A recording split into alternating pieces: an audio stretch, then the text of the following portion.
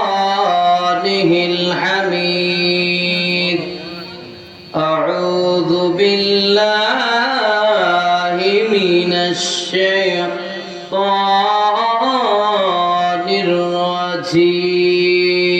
الرجيم بسم الله الرحمن الرحيم يا أيها الذين آمنوا اتقوا الله حق تقاته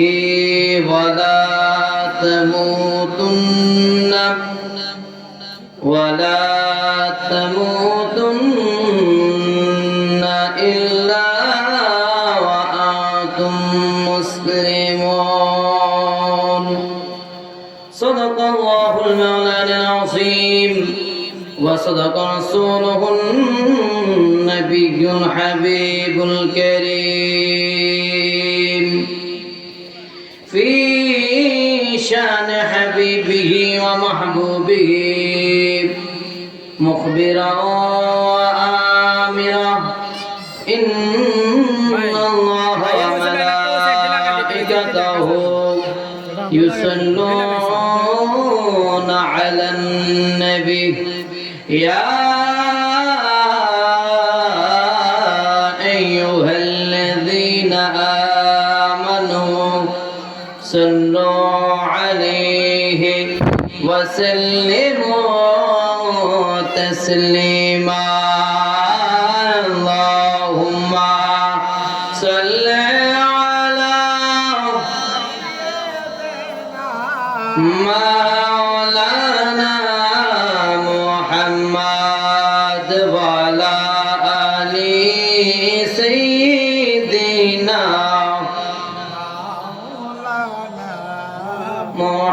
محمد اللهم صل على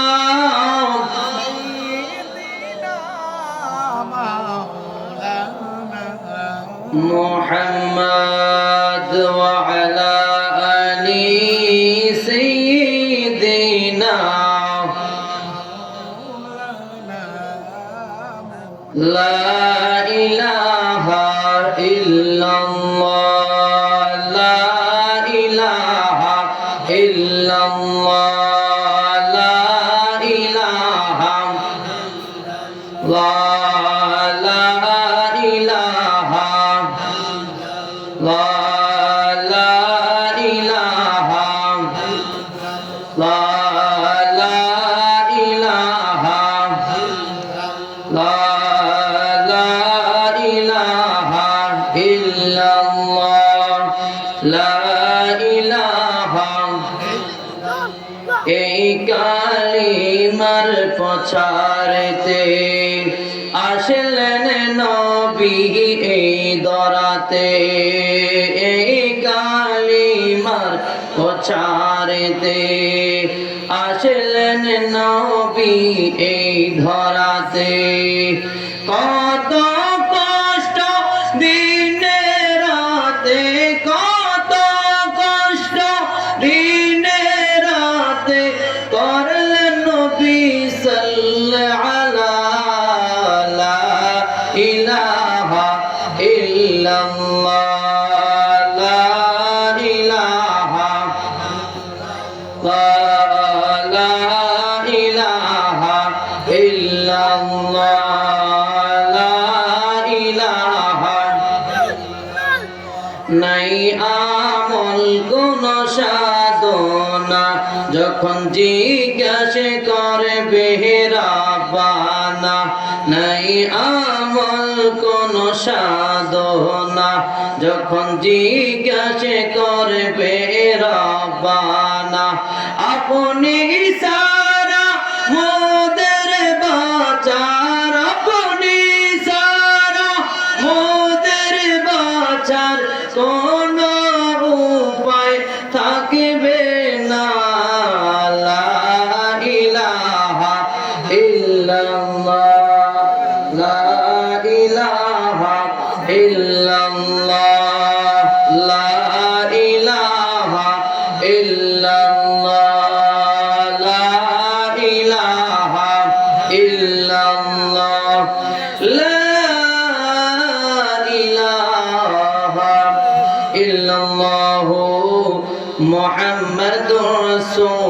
الله صلى الله تعالى عليه وسلم الحمد لله والشكر لله মহান রব্বুল ইজ্জতের দরবারে অসংখ্য অগণিত শুকরিয়া জানাই যে মহান রব্বুল আলামিন ফুরবাহাটিলা পাটোয়ারি বাড়ির আজকের এই মিলাদুন নবীর মাহফিলে আসার এবং বসার দরুদ ও সালাম জিকির করার সুযোগটুকু দিয়েছেন সে মহান প্রভুর দরবারে শুকরিয়া দান জানিয়ে চাওয়াজ করি আলহামদুলিল্লাহ। সম্মানিত এলাকাবাসী, আপনারা যারা এখন এদিক সেদিক ঘোরাফেরা করতেছেন অতি সত্তর মাহফিলের সামিয়ানায় চলে আসুন।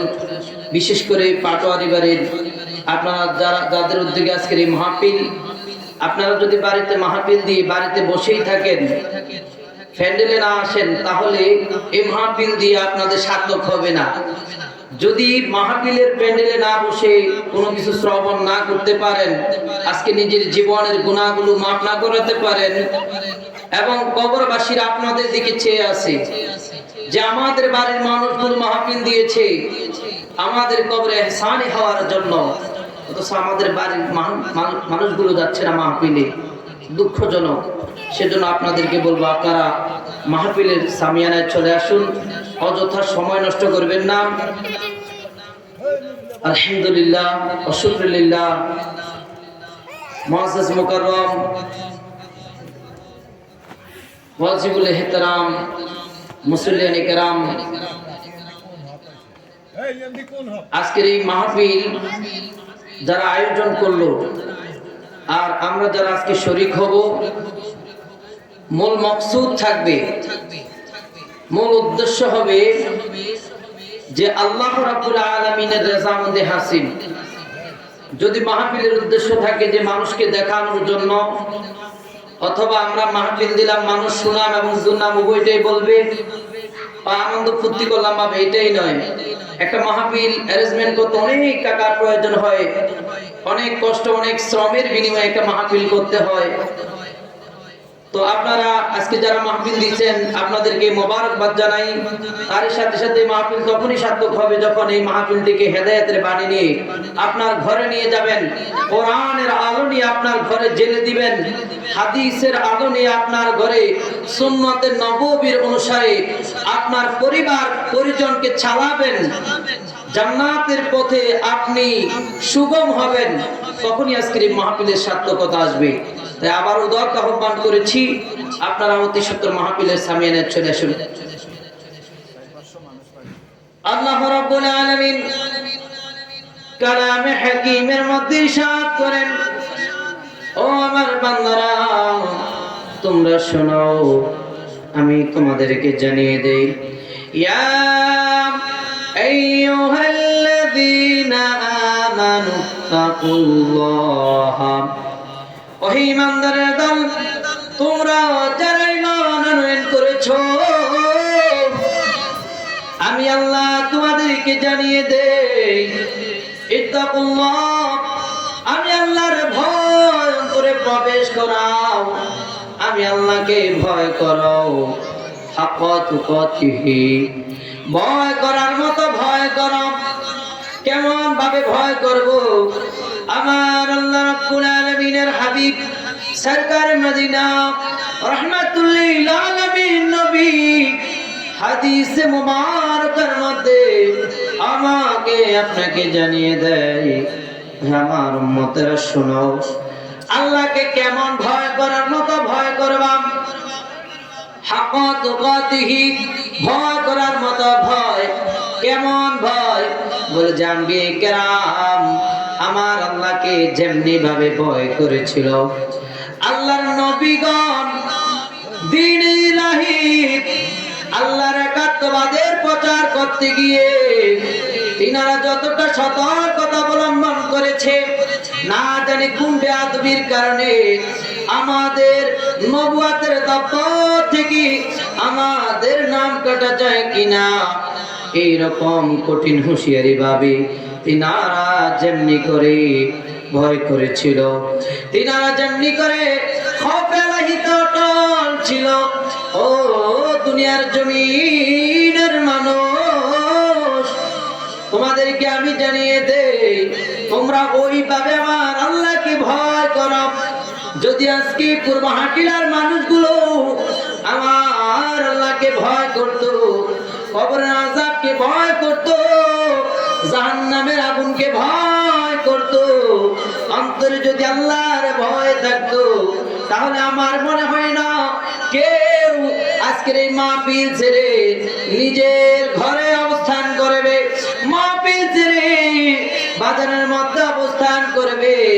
যদি আপনাদের মাঝে আল্লাহর ভয় থাকে, তাহলে আল্লাহর ওয়াস্তে, আল্লাহর জন্য, রাসূলুল্লাহর মহব্বত নিয়া আজকের এই মাহফিলে চলে আসুন।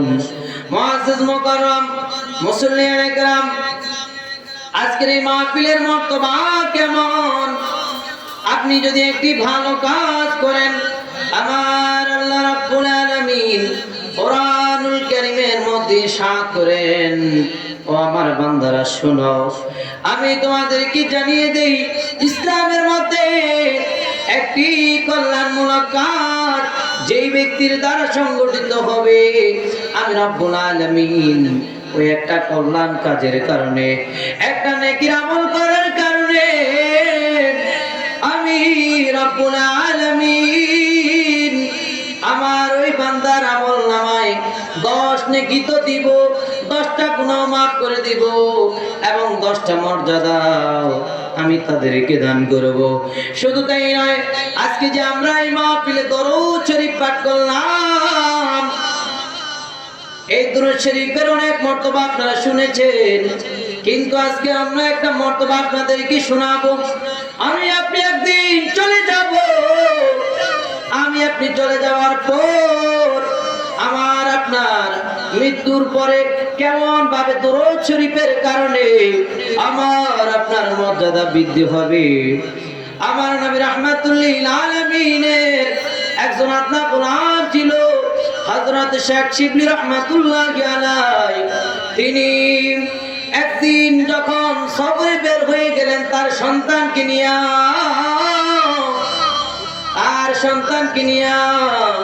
তিনি যখন সফরে বের হলেন, আল্লাহর ঘরে খানে কাবায় হজ পালন করবেন, রাসূলুল্লাহর রওজা মুবারক জিয়ারত করবেন। পথি মধ্যে বাগদাদ শহরের মধ্যে এসে ওই ব্যক্তিটার ইন্তেকাল হয়ে গেল, অসুস্থ হয়ে ইন্তেকাল হয়ে গেল। ইন্তেকাল হওয়া যাওয়ার পর তার একটা সন্তান সঙ্গে ছিল। ওই সন্তান বাবার এমন করুণ অবস্থা দেখে, বাবার ইন্তেকালের এই পরিস্থিতি দেখে তিনি চিন্তিত হয়ে সেখানে ঘুমিয়ে পড়লেন। স্বপ্নের মধ্যে তিনি দেখলেন যে তিনার সামনে এমন একজন ব্যক্তি এসেছে, আর ওই ব্যক্তি এসে ওই হযরত শেখ শিবলি রাহমাতুল্লাহি আলাইহি এর চেহারাকে সুন্দর করে মালিশ করে দিচ্ছে। তার একমাত্র কারণ হয়েছে হযরত শেখ শিবলি রাহমাতুল্লাহি আলাইহি তিনি সব সময় আল্লাহর নবী সরকার মদিনা রাহমাতুল লিল আলামিনের প্রতি দরুদ ও সালাম প্রেরণ করতেন। যেই ব্যক্তি দরুদ ও সালাম প্রেরণ করে, ওই ব্যক্তির দরুদ ও সালাম আমার নবীর স্থানে শুনতে পায়, এবং ওই ব্যক্তিকে আমার নবী দেখতে পায়। শুধু তাই নয়, তাকে দেখে, তার বাবাকে দেখে, এবং তার দাদাকেও দেখে। যেই ব্যক্তি দরুদ শরীফের আমল করবে, আমার আল্লাহ রাব্বুল আলামিন তার মর্তবা দুনিয়া এবং আখিরাতে বৃদ্ধি করে দিবে। এই জন্য বলে যাই, ওই শেখ শিবলি রাহমাতুল্লাহি আলাইহি যখন ইন্তেকাল করলেন, ইন্তেকাল করার পর তার চেহারাটা কালো হয়ে গেল। তার সন্তান দেখে, আমার বাবার চেহারাটা কেন মলিন হয়ে গেল? আমার বাবা কি দুনিয়ায় খারাপ কোনো কাজ করেছে কিনা? আমার বাবা দুনিয়ার জমিনে কোনো অন্যায়মূলক কাজ করেছে কিনা? সন্তানের টেনশন করতে করতে ঘুমিয়ে গিয়েছে।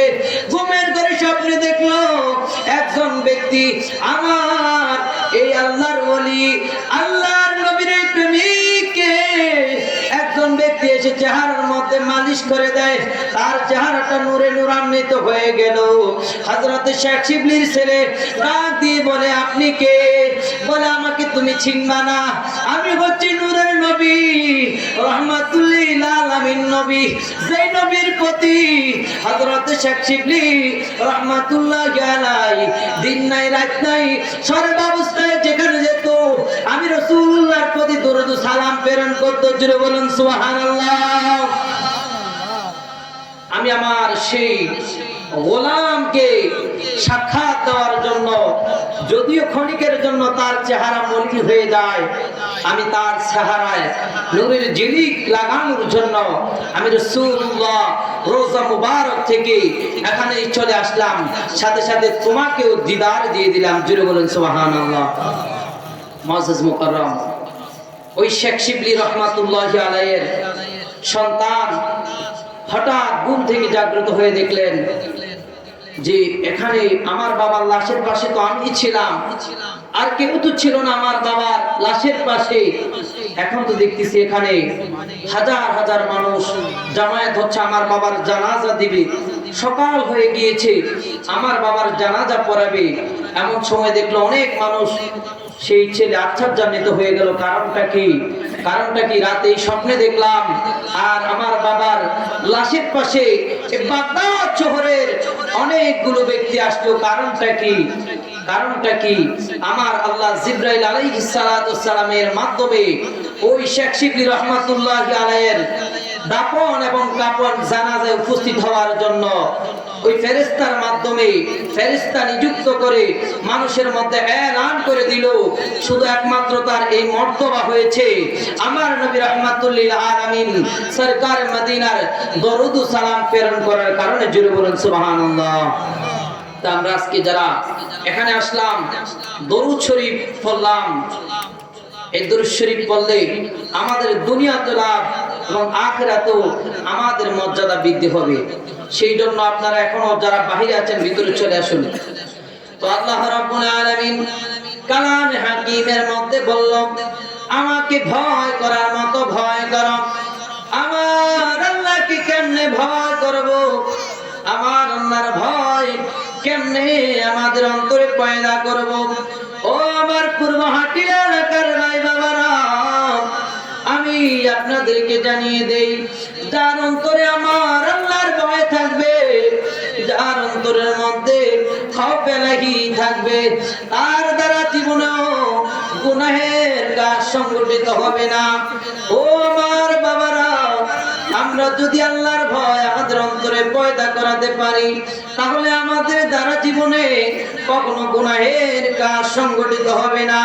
আমার নবী রাহমাতুল লিল আলামিন হাদিসে মুবারাকার মধ্যে ইরশাদ করে, ও দুনিয়ার জমিনের মানুষ তোমরা শুনো, আমি তোমাদেরকে জানিয়ে দেই, তোমরা যে পাপ আমল করো এই দুনিয়ার জমিনে, তোমরা যে অন্যায় করো, যেই জুলুম করো, যেই নির্যাতন করো, সমাজের মধ্যে অন্যায়মূলক কাজ করো, এই কাজগুলো যদি তোমাদের এই পূর্বহাটি এলাকার রাস্তার মাথায় প্রত্যেক বাড়ির মোড়ে মোড়ে তোমাদেরকে প্রদর্শনী করাতো, এই যে বিশ্বকাপ খেলা দেখলো আমার যুবক ভাইয়েরা, আমার বৃদ্ধ বাবারা সহ সবাই মিলে পদ্মার ভিতরে বিশ্বকাপ খেলা দেখেছে, এমনি করে যদি আমার আপনার গুনাহ, আমার আপনার অপকর্ম যদি এই পূর্বহাটি এলাকার কোন রাস্তার মধ্যে আল্লাহ দেখাইয়া দিত, কোন ডিসপ্লের মধ্যে আমার আপনার অন্যায় কাজগুলো ছিনাকি দেখাইয়া দিত, তাহলে আমরা চিৎকার দিয়ে বলতাম, আল্লাহ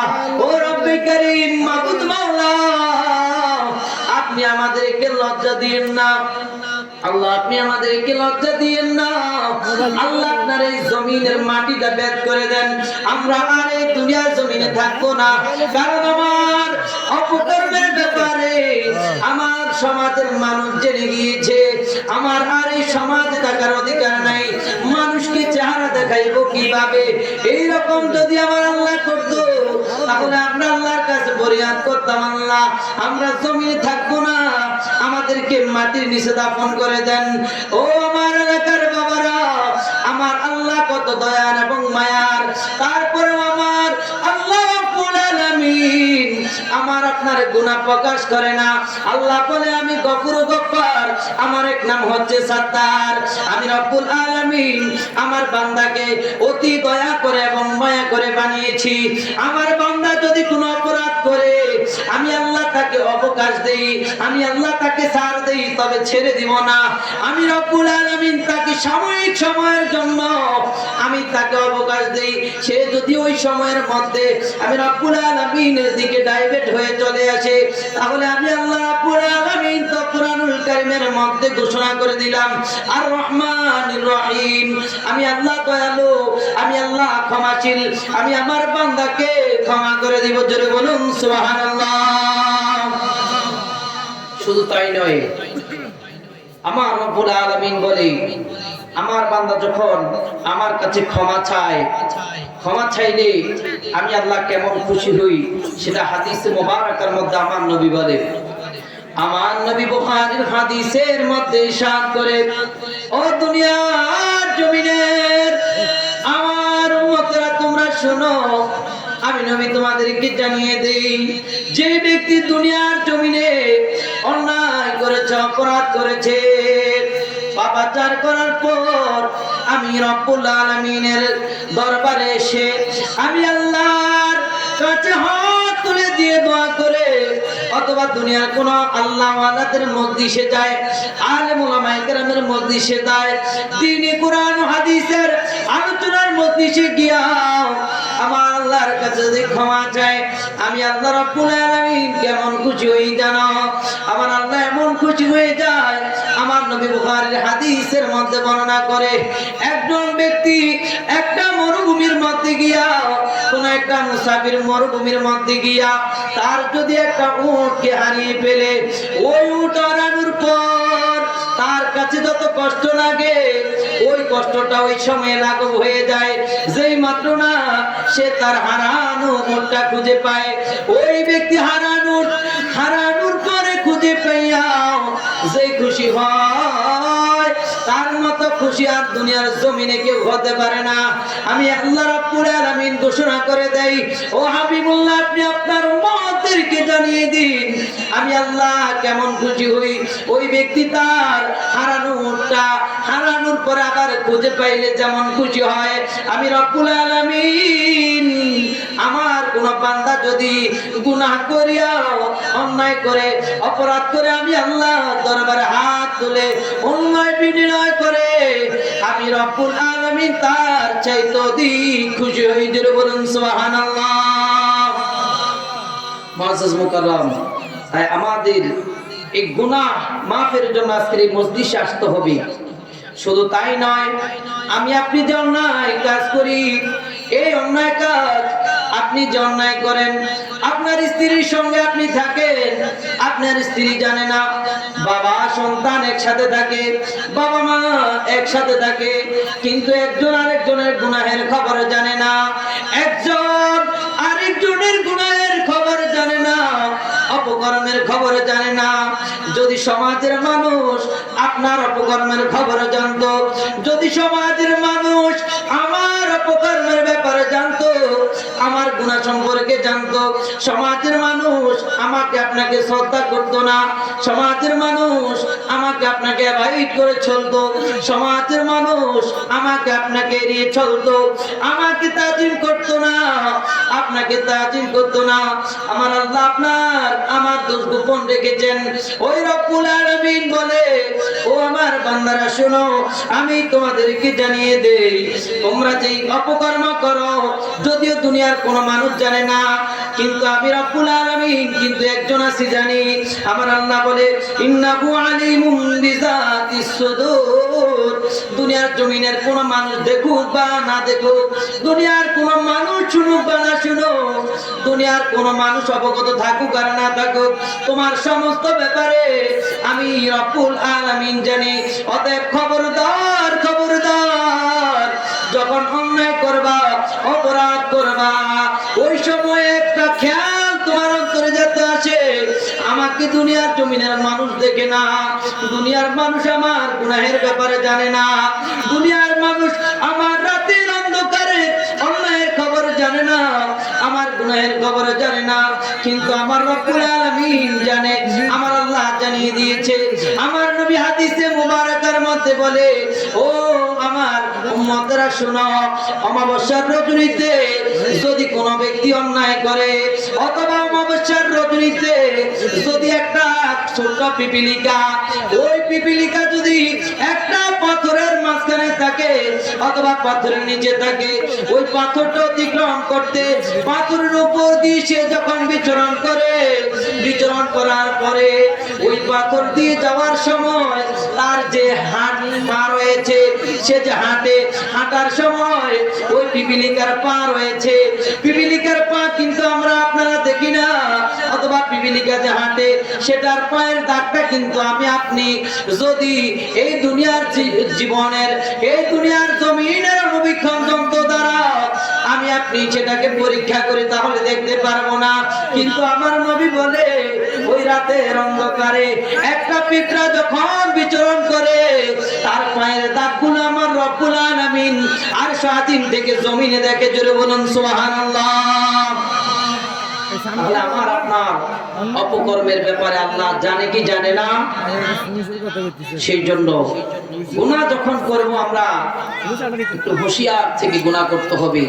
যে কেউ দেখুক আর না দেখুক, আমাকে কিন্তু আল্লাহ রাব্বুল আলামিন দেখে।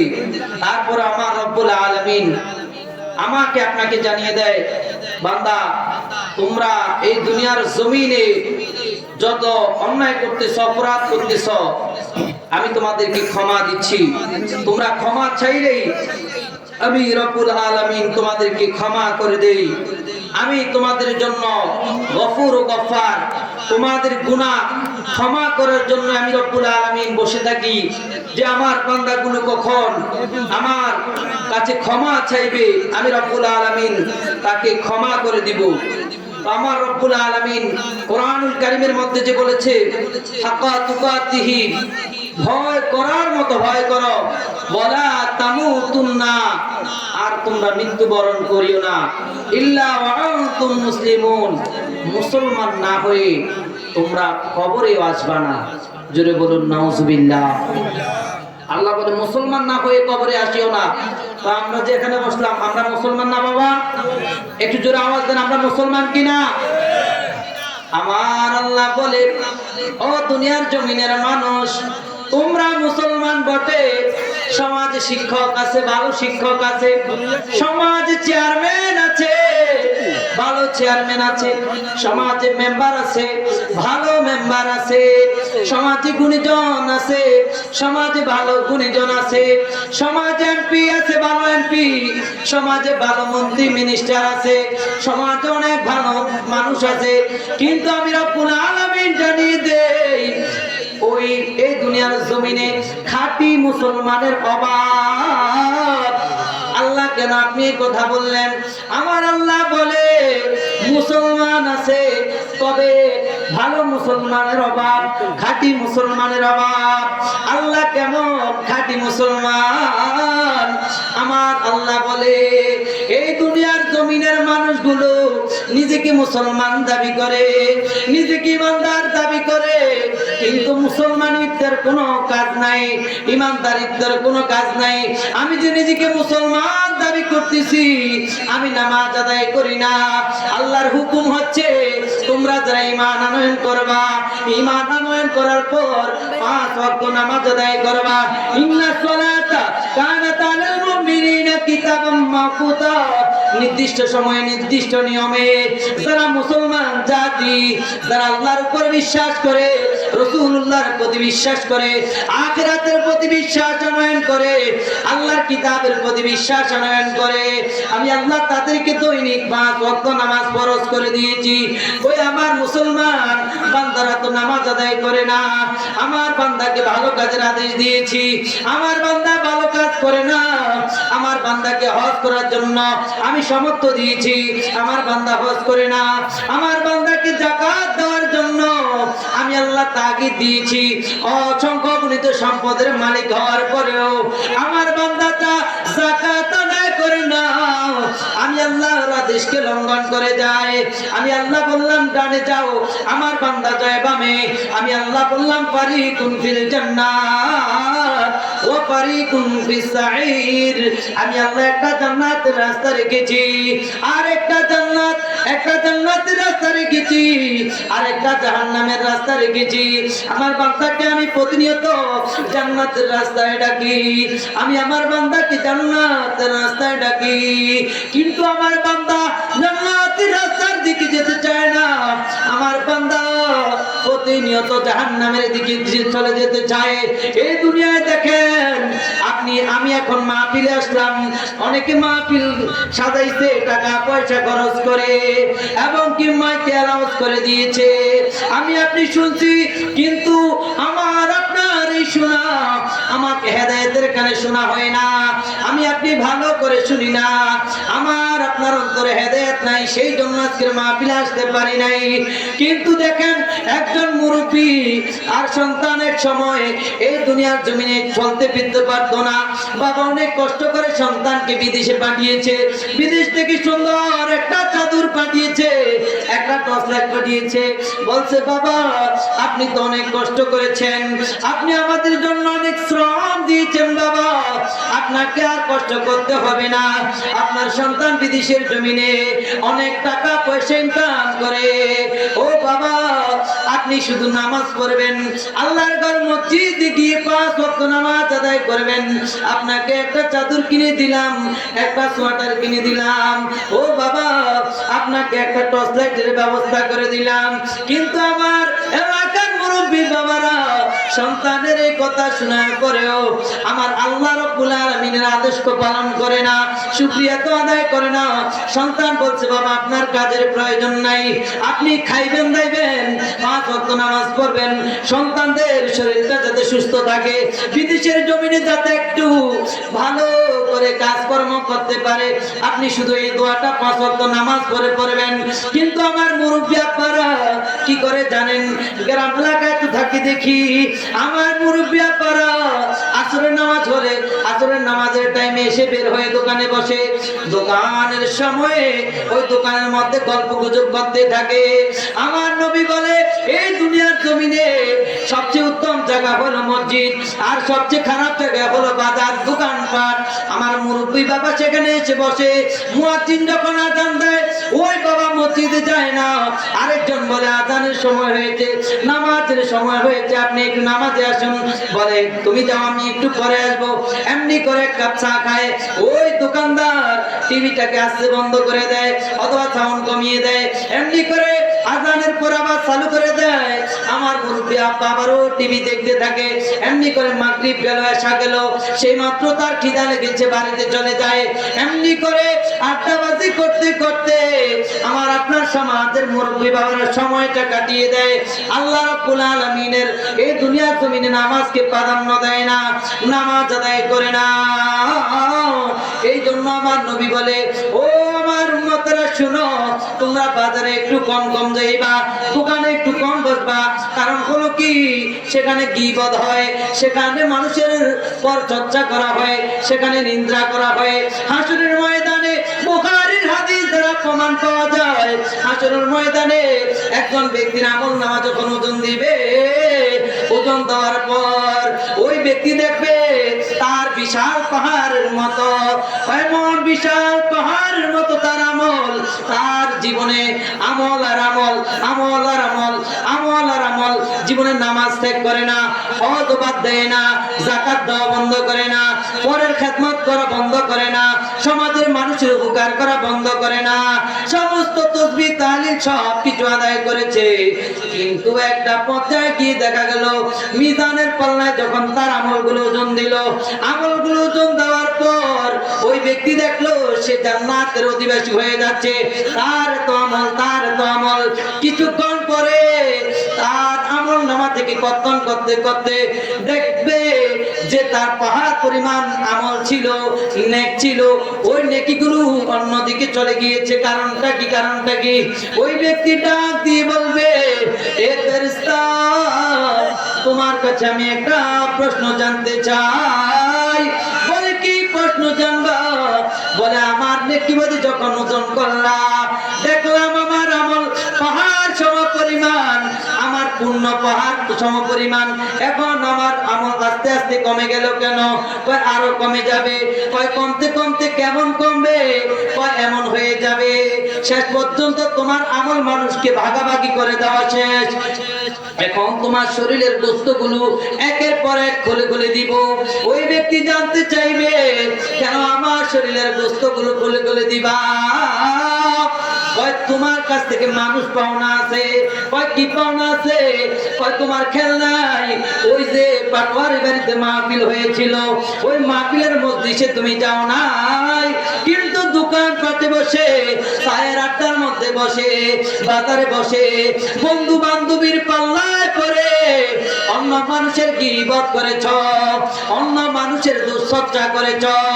ওই গীবত বলার কারণে, ওই মানুষের পরনিন্দা জীবন ভর করার কারণে আমার আল্লাহ রাব্বুল আলামিন তোমার এই ভালো আমলগুলা কেটে কেটে যার নামে তুমি বদনাম করেছ, যার গীবত দিয়েছ, যেই ব্যক্তির পরনিন্দা এই দুনিয়ার জমিনে তুমি করেছ, ওই ব্যক্তিকে কাফারা হিসাবে তোমার এই নেক আমলগুলো দিয়েছি। জোরে বলুন নাউজুবিল্লাহ। ওই ব্যক্তি তখন হতাশ হয়ে যাবে, আল্লাহ আমি তো দুনিয়ায় বুঝি নাই অন্যের গীবত করা কি। আল গীবাতু আশাদ্দু মিনাল জিনা। গীবত হচ্ছে জিনার চেয়ে মারাত্মক। ব্যভিচারের চাইতেও গীবত করা অনেক অপরাধ, অন্যায়। সেজন্য আমার নবী বলছে হাফিজুল লিসান, ওহে আমার উম্মতেরা তোমরা তোমাদের জবানকে হেফাজত করো, তোমাদের এই জবানকে হেফাজত করো। এই জবানকে হেফাজত যদি করতে পারো আতমানুল জান্নাহ, আমি রাসূল তোমার জান্নাতের জিম্মাদার হব। জোরে বলুন সুবহানাল্লাহ। শুধু তাই নয়, ওই সময়ে যখন আপনার আমল শেষ হয়ে যাবে, আপনি ছিলেন জান্নাতি, আপনি এখন জাহান্নামের অধিবাসী হয়ে যাবেন। হুজ্জাতুল ইসলাম ইমাম গাজ্জালী রাহমাতুল্লাহি আলাইহি একদিন তিনি শুনলেন তার সমাজের মানুষ তিনাকে নিয়ে সমালোচনা করেছেন, তার বিরুদ্ধে কথা বলেছেন, তারপর নিন্দা করেছেন। ইমাম গাজ্জালী রাহমাতুল্লাহি আলাইহি পরদিন সকালবেলা একটা ভান্ডের ভিতরে মিষ্টি নিয়া ওই সমালোচনাকারী ব্যক্তির বাড়িতে চলে গেলেন। চলে যাওয়ার পর ওই ব্যক্তিকে গিয়া সালাম দিল, ও আব্দুল করিম ভাই আপনি কি বাড়িতে আছেন কিনা? সালাম দিয়ে বলল, ভাই ধরেন আপনার জন্য মিষ্টি এনেছি, আপনার জন্য মিষ্টি এনেছি, আপনি এগুলা গ্রহণ করুন। বলে কেন কেন আমার জন্য মিষ্টি নিয়ে আসলেন? কয় গতকাল আমার নাকি আপনি সমালোচনা করেছেন, আমি জেনে আনন্দিত হয়েছি। কেন কেন? শুধু শুধু আপনি আপনার নেকিগুলো আমাকে দিয়ে দিলেন আর আমার গুনাহগুলো আপনার আমলনামায় নিয়ে গেলেন। আমার নামাজ কবুল হয় কিনা জানি না, আমার রোজা কবুল হয় কিনা জানি না, আমার তাহাজ্জুদ আল্লাহর দরবারে কবুল হয় কিনা জানি না, আমার হজ যাকাত আল্লাহর দরবারে কবুল হয় কিনা জানি না, আমার দ্বীনি ইলমের খিদমত আল্লাহর দরবারে কবুল হয় কিনা আমার জানা নাই। তবে আমার একটা বিশ্বাস, আমার নবীর হাদিসে মুবারাকায় বলেছে, কেউ যদি কারো গীবত করে সমালোচনা করে, ওই গীবতকারীর আমলনামা থেকে নেকানে ওই সমালোচনা যে ব্যক্তির করেছে ওই ব্যক্তির আমলনামায় দিয়ে দেওয়া হয়। আপনি আমার এত বড় একটা উপকার করেছেন, আপনাকে আমি সারপ্রাইজ দিয়ে না দিয়ে পারলাম না, আমি আপনাকে পুরস্কৃত না করে পারলাম না। জোরে বলুন সুবহানাল্লাহ। তাই আমরা কারো পরনিন্দা করব না, গীবত করব না। মুআজ্জাজ মুকাররম মুসল্লিয়ানে কেরাম, আপনাদেরকে এটাই বুঝাতে চাই, আমার আল্লাহ বলে এই দুনিয়ার জমিনে ভালো মানুষ আছে, কিন্তু প্রকৃত খাঁটি মুসলমান পাওয়া বড় মুশকিল। সেই জন্য আমার নবী বলছে হাক্কা তুকাতিহি, ভয় করার মতো ভয় করো, ওয়ালা তামুতুন্না ইল্লা ওয়া আনতুম মুসলিমুন, মুসলমান না হয়ে কবরে আসিও না। মুসলমান না হয়ে কবরে, পরিপূর্ণ খাঁটি মুমিন মুত্তাকি মুসলমান না হয়ে কবরে না যাওয়ার জন্য বলেছি। আমার নবী রাহমাতুল লিল আলামিন হাদিসে মুবারাকার মধ্যে ইরশাদ করে, ও আমার দুনিয়ার জমিনের উম্মতরা শোনো, আমি তোমাদেরকে জানিয়ে দেই, সায়াতি আলা উম্মতি জামানিন, আমার উম্মতের এমন একটা জামানা আসবে, আমার উম্মতের এমন একটা সময় পার করতে হবে, এমন একটা সময় দুনিয়ার জমিনে চলে আসবে যেই সময়ের মধ্যে ইউহিব্বুনা দুনিয়া ওয়া ইয়ানসাউনাল আখিরাহ, আমার এই দুনিয়ার জমিনের উম্মতগুলো দুনিয়ার প্রতি ভালোবাসা দেখানো শুরু করবে, দুনিয়ার মহব্বত তাদের কাছে সবচেয়ে বেশি হয়ে যাবে, দুনিয়ার প্রতি মহব্বত মায়া ভালোবাসা, দুনিয়ার ভালোবাসায় সে মগ্ন হয়ে যাবে আর আখিরাতের কথা ভুলে যাবে। আমার নবী বলে, আর দুনিয়া আর মাজরাআতুল আখিরাহ, ও আমার উম্মতরা শুনো, এই দুনিয়াটা হচ্ছে আখিরাতের একটা শস্য ক্ষেত। দুনিয়ার জমিনে যদি তুমি তোমার জমির মধ্যে ভালো ফসল, ভালো বীজ বপন করো, সেখানে যদি সুন্দরভাবে কীটনাশক দিয়ে রাখো, সেচ প্রকল্প যদি ভালো হয়, ভালো করে যদি চাষাবাদ করো, তোমার ফলাফল ভালো হবে, ফলন ভালো হবে, তোমার আয় উন্নতি হবে। এই রকম এই দুনিয়াটা আমার উন্নতির জন্য একটা শস্য ক্ষেতের মতো, যেই শস্য ক্ষেতের মধ্যে এই দুনিয়ার জমিনে সে নেক আমল করবে, এই দুনিয়ার জমিনে সে আমল করবে এবং ভালো কাজ করবে এবং ভালো কাজ করবে। এই ভালো কাজগুলো তাদের জন্য হচ্ছে এই দুনিয়ার জমিনে, ওই দুনিয়ার জমিনে ফসল ঘোনানোর মতো, যে নেক আমল করে যাবে তার আখিরাতটা ভালো হবে। আমার নবী বলে, শেষ জামানায় আমার উম্মতগুলো এমন একটা সময়ে এসে উপনীত হয়ে যাবে, তাদের কাছে দুনিয়ার জমিনের ভালোবাসাটা সবচেয়ে বেশি হয়ে যাবে এবং ওয়ায়াসাউনাল আখিরাহ, তারা যে এই আখিরাতের জমিনে অনন্তকাল থাকবে, তারা সেটার ব্যাপারে বেখেয়াল হয়ে যাবে, তারা সেটার কথা ভুলে যাবে। অথচ তাদের মূল বাড়ি হচ্ছে, মূল মঞ্জিল হচ্ছে আখিরাত। আমার নবী বলে, আল কবরু আউয়ালু মিন মানাজিলিল আখিরাহ, আখিরাতের প্রথম স্টেপ হচ্ছে কবর। আমার উম্মতগুলো সেখানে সেই জিনিসগুলো বলে যাবে। আমার নবী রাহমাতুল লিল আলামিন আরো হাদিসে মুবারাকার মধ্যে ইরশাদ করে, শেষ জামানায় আমার উম্মতগুলো দুনিয়া দুনিয়া নিয়ে ব্যস্ত হয়ে যাবে, আখিরাতের কথা চিন্তা করবে না, সেই জন্য তাদের উপর ধ্বংস নেমে আসবে। তারপর আমার নবী বলে, ওয়া ইউহিব্বুনাল হায়াত ওয়া ইয়ানসাউনাল মাউত, আমার উম্মতগুলো হায়াতকে বেশি ভালোবাসবে এবং মৌতকে তারা ভালোবাসবে না, মৌতের কথা বলে যাবে। তারা যে মৃত্যুবরণ করতে হবে, কুল্লু নাফসিন যায়িকাতুল মাউত, প্রত্যেক মানুষ যে মৃত্যুর স্বাদ গ্রহণ করতে হবে, আমার সেই বান্দাগুলো, আমার সেই উম্মতগুলো মৃত্যুর কথা বলে যাবে।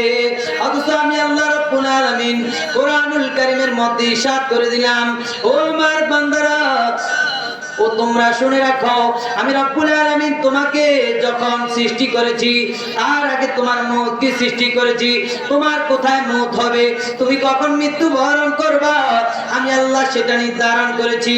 মৃত্যু তোমাকে অবশ্যই গ্রাস করে নেবে, তোমার সেটার খবর নাই, তুমি সেটার ব্যাপারে বেখেয়াল। সেই জন্য আমার নবী বলে, এই দুনিয়ার জমিনে তারা তাদের হায়াতকে, যত বছর হায়াত পাবে ওই হায়াতকে তারা ভালোবাসবে। আর তাদের মৃত্যু যে অবধারিত, যত নামি দামি যশ খ্যাতি যত মানুষ ছিল, টাকাওয়ালা দেখেন, ক্ষমতাওয়ালা, পাওয়ারওয়ালা, সম্পদশালী কোন ব্যক্তি এই দুনিয়ার জমিনে থাকতে পারে নাই, এই দুনিয়ার জমিনে থাকতে পারে নাই। যদি আপনি বলেন, ও মালাকুল মউত আজরাইল, আপনি তো এসেছেন, আমার তো দুনিয়ার জমিনে লক্ষ লক্ষ কোটি কোটি টাকার পাহাড়, আমার এই কোটি কোটি টাকার পাহাড় থেকে আমি আপনাকে ব্যাংকের অ্যাকাউন্ট নাম্বার দিয়ে দিয়েছি, একটা চেক কেটে আপনাকে দিয়ে দিয়েছি, আপনার নামে 10 কোটি টাকা দিয়েছি, সেটা আপনি নিয়ে যান। মালাকুল মউত আজরাইল শুনবে না। যদি এরকম হতো বিশ্বের সেরা ধনী বিল গেটস, সেও মৃত্যুবরণ করতো না। আমার সমাজের নামি দামি মানুষগুলো ওই আজরাইল থেকে চেক কেটে টাকা দিয়ে ঘুষ দিয়ে আজরাইলকে সেও হায়াত বাড়িয়ে দিত। আমার আল্লাহ বলে না না, আমি আল্লাহ রাব্বুল আলামিন তোমার যখন যেই জায়গায় মৃত্যু রেখেছি ওই জায়গায় তোমাকে ওই সময়ে ওই অবস্থায় মৃত্যু বরণ করতে হবে, তোমাকে অবশ্যই মৃত্যুর স্বাদ গ্রহণ করতে হবে। আমার নবী অনেক দুঃখ নিয়ে, আমার নবী অনেক কষ্ট নিয়ে, ব্যথা বেদনা নিয়ে বলতেছে এ দুনিয়ার জমিনে আমার উম্মত গুলো দুনিয়ার হায়াতকে ভালোবাসবে আর মওতকে সে ভুলে যাবে। তারপর আমার নবী বলে ওয়ায়ুহিবুনাল কুসুর ওয়ায়ানসাউনাল কুবুর, ও আমার দুনিয়ার জমিনের উম্মতরা তোমরা শোনো, তারা তাদের বাড়ি ঘর দুয়ারের ভালোবাসা তাদের অন্তরে পয়দা হয়ে যাবে। কে কার চাইতে বড় বড় নামি দামি বিল্ডিং করতে পারবে, কে তার ঘরকে অন্য ভাইয়ের চাইতে নিজেরটা বেশি সুসজ্জিত করতে পারবে, সেই চিন্তা মানুষ পাগল করা হয়ে যায়।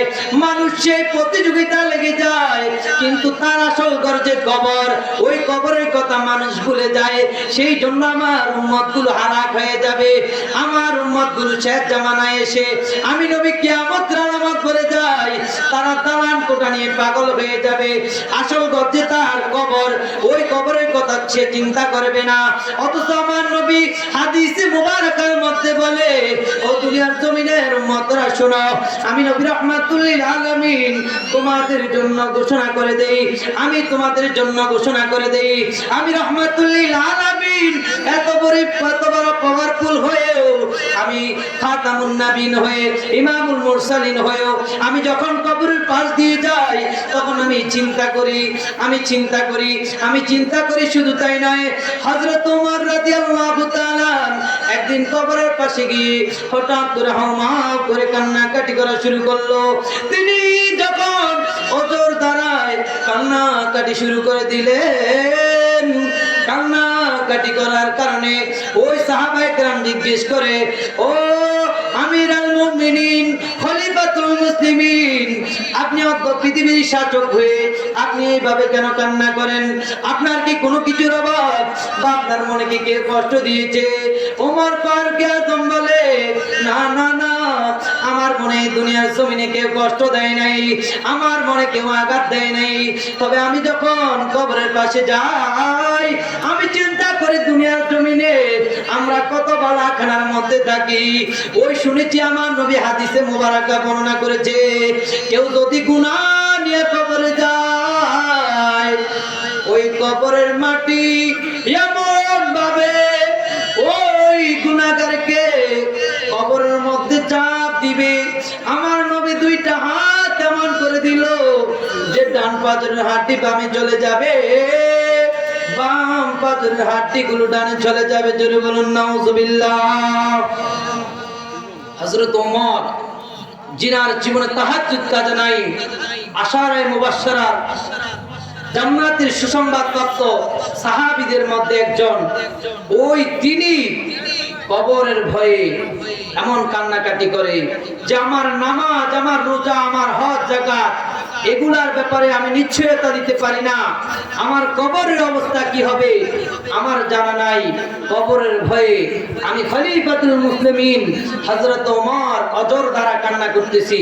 আর আমরা তো গুনাহ করতেছি, অন্যায় করতেছি, অপরাধ করতেছি, কিন্তু আমাদের সেগুলা খেয়াল নাই। মুআজ্জিজ মুকাররম আমার নবী তারপর বলতেছে, ওয়ায়ুহিব্বুনাল মাল ওয়ায়ানসাউনাল হিসাব, এই দুনিয়ার জমিনের মানুষ সম্পদের পাগল হয়ে যাবে।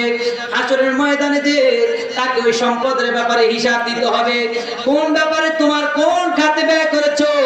টাকা কি জুয়া খেলে ব্যয় করেছো, না সুদি কারবার করে ব্যয় করেছো, না অন্যায় কাজ নাচ গান করে এবং কি খারাপ কাজে আড্ডাবাজির মধ্যে ব্যয় করেছো, না দুনিয়ার জমিনের মাহফিলে দান করেছো, আল্লাহর ঘর মসজিদ দান করেছো, মাদ্রাসায় দান করেছো। তোমাকে আমি কোটি কোটি টাকার মালিক বানিয়েছি। আল্লাহর ঘরে কয়বার হাজিরা দিয়েছো, নবীর ঘরে কয়বার হাজিরা দিয়েছো, মসজিদের কেমন খেদমত করেছো, দ্বীনি মসজিদগুলোকে কেমন সহযোগিতা করেছো, দুনিয়ার জমিনে খাই খাইছো, ফুর্তি করছো, আনন্দ করছো, এগুলা শেষ নয়, এগুলা শেষ নয়। দুনিয়ার জমিনে মানুষ তার ধন সম্পদকে মহব্বত করে, আর হাসরের ময়দানে যে এই তার ধন সম্পদের হিসাব দিতে হবে, আমার উম্মত গুলো সেই ব্যাপারে সে বেখেয়াল। আমার নবী তারপর দুঃখ নিয়ে বলে, ওয়ায়ুহিব্বুনাল মাখলুক ওয়া ইয়ানসাউনাল খালিক। দুনিয়ার জমিনের মানুষের ভালোবাসা তাদের কাছে প্রাধান্য পায় এবং আল্লাহর ভালোবাসা সে ভুলে যায়, অথচ আল্লাহর ভালোবাসা তার জন্য মূল। এই দুনিয়ার জমিনে আপনারা যাকে ভালোবাসছেন, বন্ধু বান্ধবীকে ভালোবাসছেন, অন্যকে ভালোবাসছেন, অথবা মা সন্তানকে, সন্তান মাকে, অথবা স্বামী স্ত্রীকে, স্ত্রী স্বামীকে ভালোবাসছেন, আপনি দেখবেন আমার নবী বলেছে এই দুনিয়ার জমিনে তোমাদের বন্ধু হচ্ছে তিন প্রকার। এক প্রকার বন্ধু তোমার যখন টাকা আছে, তোমার যখন পুরুষ আছে, অর্থ সমর্থ ভালো আছে, আর্থিক অবস্থা ভালো, ওই সময়ে তোমার সমস্ত বন্ধু থাকবে। আর যখন তোমার আর্থিক সচ্ছলতা চলে যাবে, দারিদ্রতা নেমে আসবে, ওই সময়ে তোমাকে কেউ বন্ধু রূপে গ্রহণ করবে না। সেই জন্য আমাদের দেশের একটা প্রবাদ বাক্য আছে, টাকা যখন পকেটে নাই, অর্থ যখন আমার পুড়িয়ে যায়, ভালোবাসা তখন জানালা দিয়ে পালায়। ঠিক না বে ঠিক? আপনি যতক্ষণ দিতে পারবেন, খাওয়াইতে পারবেন, ততক্ষণ আপনার বন্ধু আছে। যতক্ষণ আপনি দিতে খাওয়াইতে পারবেন না, টাকা নাই, ওই সময় আপনার বন্ধু থাকবে না। তাই আমার নবী বলে, আবার দ্বিতীয় প্রকার বন্ধু হচ্ছে তোমার যখন সাহস আছে, তুমি স্ত্রীকে কামাই করে খাওয়াতে পারতেছ, মা বাবাকে দিচ্ছ, ভাই বোনকে দিচ্ছ, এই দুনিয়ার জমিনে তোমার নিঃশ্বাস যতদিন আছে, নিঃশ্বাস চলে যাওয়ার পর তোমার ভালোবাসার দাম চলে যাবে। ঠিক তেমনি করে আপনাদেরকে একটু উদাহরণ দেই, এই দুনিয়ার জমিনে সন্তানকে যত কষ্ট করে, স্বামী স্ত্রী এবং কি মা বাবাকে যত কষ্টই করেন না কেন, যত কষ্ট করেন, আপনি মারা যাওয়ার পর আপনার একটা সন্তানকে বিসিএস ক্যাডার বানিয়েছেন বা একটা বড় চাকরিজীবী বানিয়েছেন, আপনার স্ত্রীকে আপনি ভালোবাসেন, আপনার সন্তানকে আপনি ভালোবাসেন, ওই ভালোবাসার মানুষগুলোকে আপনি মরে যাওয়ার পর যদি বলা হয় তোমার বাবা তোমার জন্য দুনিয়ার জমিনে এত কিছু করেছে, তোমার বাবা মারা গিয়েছে, তোমার বাবার কবরে একটা দিন এক রাত থেকে আসো, বলবে না না আমি পারবো না, আমার বাবার কবরে আমি যেতে পারবো না, ওই কবরটা বিশাল অন্ধকার, যে কবরের মধ্যে সাথী নাই বাতি নাই, আমি থাকা আমার পক্ষে সম্ভব নাই। সেই জন্য আমার নবী বলেছে তোমার যতদিন নিঃশ্বাস আছে, যতদিন পর্যন্ত তোমার প্রাণ আছে, ততদিন দুনিয়ার জমিন তোমাকে মানুষ ভালোবাসবে, আর যখন প্রাণ চলে যাবে তোমার ভালোবাসা বিফল হয়ে যাবে। আর তিন নাম্বার আমার নবী বলে ওই ভালোবাসাটা দুনিয়ার জমিনে তোমার সঙ্গী হবে, তুমি মরে যাওয়ার পর তোমার কবরের মধ্যে যাবে। জোরে বলুন সুবহানাল্লাহ। আমার নবী বলে ওই ভালোবাসাটা হচ্ছে নেক আমল। 5 ওয়াক্ত নামাজ যে ব্যক্তি আদায় করবে, ওই নামাজ আদায় করনেওয়ালা ব্যক্তির জন্য নামাজ তার কবরের মধ্যে যাবে, আযাবের ফেরেশতা যখন আসবে নামাজ দাঁড়িয়ে যাবে। খলিফাতুল মুসলিমিন হযরত ওমর রাদিয়াল্লাহু তাআলা তিনি একদিন বাগান পরিচর্যা করার জন্য বাগানে চলে গেলেন। এমনি করে হঠাৎ আসরের নামাজের আযান দিয়ে দিল। তিনি বাগান পরিচর্যা করে সুন্দর সুন্দর বাগানগুলো যখন দেখে, ওই বাগান দেখতে দেখতে তিনার সময় ফুরিয়ে যায়, আসরের নামাজ কাজা হয়ে যায়। এখনো নামাজের সময় আছে, কিন্তু নামাজ কাজা হয়ে যাওয়ার কারণে তিনি দৌড়ে এসে মসজিদে দেখে নামাজ কাজা হয়েছে। তিনি কয় আল্লাহ আল্লাহ গো, যে দুনিয়ার কারণে, দুনিয়ার ভালোবাসার কারণে, সম্পদের মায়ায় পইরা এবং সম্পদের লোভে পইরা আমি আমার বাগান পরিচর্যার কারণে আমার নামাজকে হারিয়েছি, আমি নামাজ জামাতের সহিত আদায় করতে পারি না। আল্লাহ ওই রকম বাগান আমার দুনিয়ার জমিনে দরকার নাই, এই বাগানটা আল্লাহ আপনার রাস্তায় দিয়ে দিয়েছি। আল্লাহ আর জীবনে আমার কোনোদিন নামাজ কাজা করাইন না। জোরে বলুন সুবহানাল্লাহ। ইনারা কেমন ছিল, আর আমরা আজকে স্বইচ্ছায় নামাজ কাজা করে ফেলতেছি। মুআজ্জিজ মুকাররম মুসল্লিন কিরাম, সেই জন্য আমাকে আপনাকে নামাজ আদায় করতে হবে ভালো করে। আমার নবী সরকারে মদিনা রাহমাতুল লিল আলামিন মিশকাত শরীফের একটা হাদিসের মধ্যে উল্লেখ করেছেন যে আমার উম্মতরা শোনো, আমি তোমাদেরকে জানিয়ে দেই, আল্লাহর নবী ঈসা আলাইহিস সালাতু ওয়াস সালাম একদিন যখন জংলা দিয়ে যাচ্ছিলেন, হঠাৎ করে একটা নদী দেখলেন, সেই নদীটা ময়লা যুক্ত। আরেকটা নদী দেখলো পাশে, সেটার মধ্যে ফ্রেশ পানি, সাদা দবদবে। একটা সাদা পাখি একবার ভালো পুকুরে ডুব দেয়, আবার খারাপ পুকুরে ডুব দেয়, এভাবে 5 বার করলো। আল্লাহর নবী ঈসা রূহুল্লাহ আলাইহিস সালাতু সালাম আল্লাহকে প্রশ্ন করলো, আল্লাহ আপনার কাছে আমি একটু জানতে চাই, ও রব্বে কারীম, আপনার এই পাখিটা কি এমন রহস্য দেখালো 5 বার ময়লাযুক্ত পানিতে ডুব দিয়েছে, আবার 5 বার ভালো পানিতে ডুব দিয়েছে, গোসল করে নিয়েছে, আমি একটু জানতে চাই। তখন আমার নবী রাহমাতুল লিল আলামিন হাদিসের মধ্যে বলে, আল্লাহ ডাক দিয়ে বলে, হে ঈসা রূহুল্লাহ তুমি শোনো, এটা হচ্ছে আমার উম্মতের আখিরি জামানার উম্মতের এমন একটা আমল, তারা দৈনিক যদি 5 বার ওযু করে নামাজ আদায় করে, ইয়ামহুল্লাহু ফিল খাতায়া, আমার আল্লাহ রাব্বুল আলামিন তাদের শরীরে যত ময়লা থাকবে, যত গুনাহ থাকবে, যত অন্যায় থাকবে, পাপাচার থাকবে, সব কিছুকে আমি দূরীভূত করে দিব। জোরে বলুন সুবহানাল্লাহ। ইন্নাস সালাতা তানহা আনিল ফাহশাই ওয়াল মুনকার। নিশ্চয়ই নামাজ মানুষকে অশ্লীল এবং খারাপ কাজ থেকে বিরত রাখে। সেই জন্য আপনি চাইলে একটা সমাজকে নামাজের মাধ্যমে পরিবর্তন করতে পারেন। আপনি বলবেন যে আমার পার্শ্ববর্তী মানুষ নামাজ পড়ে না, আমার সমাজের মানুষ নামাজ পড়ে না। হযরতে কাব রাদিয়াল্লাহু তাআলা আনহুকে একদিন বলল যে আমার সমাজের মানুষগুলো তো খারাপ ভাবে চলে, আমি একা কিভাবে ভালো হই? তখন তিনি বলল, তোমার পথের মধ্যে যদি বিশাল একটা পাহাড় পড়ে, সেখানে যদি কাঁটা যুক্ত একটা স্তূপ থাকে, তুমি এই পথটা কিভাবে পার হবা? তখন বলছে আমি একটা একটা কাঁটা আস্তে আস্তে ধীরে ধীরে সরিয়ে আমি খুব সতর্কতার সহিত সেই কাঁটা যুক্ত পথটা পার হব। তখন তিনি বলেছেন যে তুমি যেভাবে কাঁটা যুক্ত পথ আস্তে আস্তে ধীরে ধীরে পার হবা, ঠিক দুনিয়ার জমিনে তুমি সৎকর্ম আস্তে আস্তে করতে করতে এক সময় আল্লাহ রাব্বুল আলামিনের বান্দা থেকে আল্লাহর বন্ধু হয়ে যাবা। জোরে বলুন সুবহানাল্লাহ। اللهم صل على سيدنا محمد وعلى آله وصحبه وسلم. اللهم آمين. ربنا ظلمنا أنفسنا وإن لم تغفر لنا وترحمنا لنكونن من الخاسرين. আল্লাহ রাব্বুল আলামিন তাকিয়ে দেখো, এই শীতের মধ্যে পূর্ব হাটিলা পাটোয়ারি বাড়ির আল্লাহ আয়োজনে আজকের 11তম মিলাদুন নবীর মাহফিলে তোমার আশিকিন জাকিরিন মুহিব্বিন বান্দারা আল্লাহ তোমার ভালোবাসা নিয়া, তোমার হাবিবের মহব্বত নিয়া, মা বাবার কথা স্মরণ করে কবরবাসীদের রোহের মাগফিরাত কামনায় আল্লাহ তোমার কাছে হাত তুলে দিয়েছে। আল্লাহর উসিলায় আমাদের জীবনের গুনাহগুলো মাফ করে দাও। আয় আল্লাহ আমাদের মা বাবার জীবনের গুনাহগুলো মাফ করে দাও। আল্লাহ আমাদের আত্মীয় স্বজনের জীবনের গুনাহগুলো মাফ করে দাও। আয় আল্লাহ আমাদের প্রতিবেশীর জীবনের গুনাহগুলো মাফ করে দাও। আল্লাহ যারা মা হারাইয়া বাবা হারাইয়া হাত তুলেছে, আল্লাহ তাদের মা বাবার কবরগুলো আগে জান্নাত হিসেবে কবুল করে নাও। আল্লাহ যারা আজকে মাহফিলের ইন্তজাম করেছে, টাকা দিয়ে পয়সা দিয়ে আল্লাহ বুদ্ধি পরামর্শ দিয়ে শরীক হয়েছে, আল্লাহ তাদের মা বাবা যাদের অন্ধকার কবরে, আল্লাহ ওই কবরগুলোকে আগে জান্নাত হিসেবে কবুল করে নাও।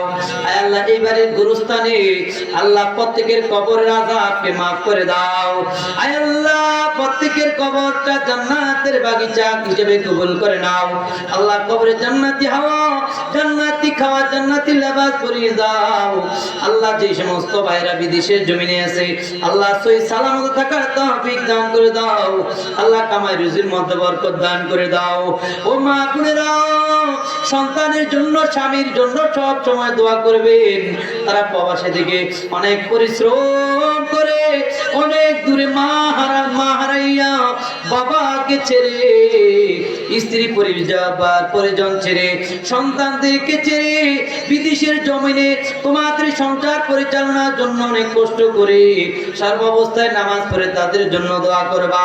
আল্লাহ তাদেরকে সহি সালামতে রাখে। আয় রব্বুল আলামিন, আমার একজন বন্ধু আল্লাহ মাওলানা আবুল হাসানাত, আল্লাহ সৌদি আরবের জমিনে অ্যাক্সিডেন্ট হয়েছে, আল্লাহ তুমি তাকে সুস্থ দান করে দাও। আল্লাহ তোমার হাবিবের উসিলায় তাকে শাফে আজিলা কুলিয়া দাইমা কামিলা নসিব করে দাও। আল্লাহ পরিপূর্ণ সুস্থতা দান করে দাও। আল্লাহ সুস্থ হয়ে যেতে আগের মতো কাজকর্ম করতে পারে সেই তৌফিক দান করে দাও। আল্লাহ যারা হাত বাড়াইছে, আল্লাহ প্রত্যেকের হাতগুলোকে কবুল করে নাও। আল্লাহ যাদের মা বাবা জীবিত হায়াতে তয়বা দান করে দাও। আল্লাহ যাদের অভাব রয়েছে, আল্লাহ অনাটন রয়েছে, তাদের অভাব অনাটন দূর করে দাও। আল্লাহ প্রত্যেককে উত্তম রিজিকের ব্যবস্থা করে দাও। আল্লাহ মাইকম্যান নতুন করে মাইক দিয়েছে, আল্লাহ তার ব্যবসার মধ্যে পূর্ণ বরকত দান করে দাও। আয় আল্লাহ এলাকার প্রত্যেক যুবককে আল্লাহ তুমি কবুল করে নাও। আয় আল্লাহ মুরব্বিদেরকে কবুল করে নাও। আল্লাহ মা বোনদেরকে পদ্মনিশিনী হিসেবে কবুল করে নাও। আল্লাহ আজকের মাহফিল থেকে আল্লাহ হেদায়েতের বাণী নিয়ে যেতে নিজের জীবনকে পরিবর্তন করতে পারে সেই তৌফিক প্রত্যেককে দান করে দাও। আল্লাহ আজকের মাহফিলকে তুমি কবুল করে নাও। আল্লাহ আমরা যারা কথা বলতেছি, আল্লাহ যারা কথা শ্রবণ করতেছে, আল্লাহ প্রত্যেককে তোমার মুত্তাকি হিসেবে কবুল করে নাও। ওয়া সাল্লাল্লাহু তাআলা আলা খায়রি খালকি মুহাম্মাদি ওয়া আলিহি ওয়া সাহবিহি ওয়া আজওয়াজিহি ওয়া যুররিয়াতিহি ওয়া আহলি বাইতিহি ওয়া আহবাবিহি আজমাইন। আল্লাহ কৃপণিয়ার জীবনে একবার হলেও হজ্জে বাইতুল্লাহ জিয়ারত মদিনা নসিব করিয়ে দিন। আল্লাহ তোমার হাবিবের রওজা মুবারক জিয়ারত করার জন্য আমাদের মৃত্যু দিও না। আল্লাহ জীবনে একবার হলে হজ্জে বাইতুল্লাহ জিয়ারত মদিনা নসিব করে দাও। আল্লাহ যেদিন মৃত্যু সজ্জায় শুয়ে যাব, আল্লাহ মালাকুল মউত আজরাইল আসবে নেওয়ার জন্য, মওদুদ নামক শয়তান ঈমানকে হরণ করার জন্য আসবে। ওই কঠিন মুসিবতের সময় আপনার প্যারা হাবিবকে দেখে আমাদের প্রত্যেকের জবানে ঈমানি মধুর কালিমা জারি করে দিন, লা ইলাহা ইল্লাল্লাহু মুহাম্মাদুর রাসূলুল্লাহ।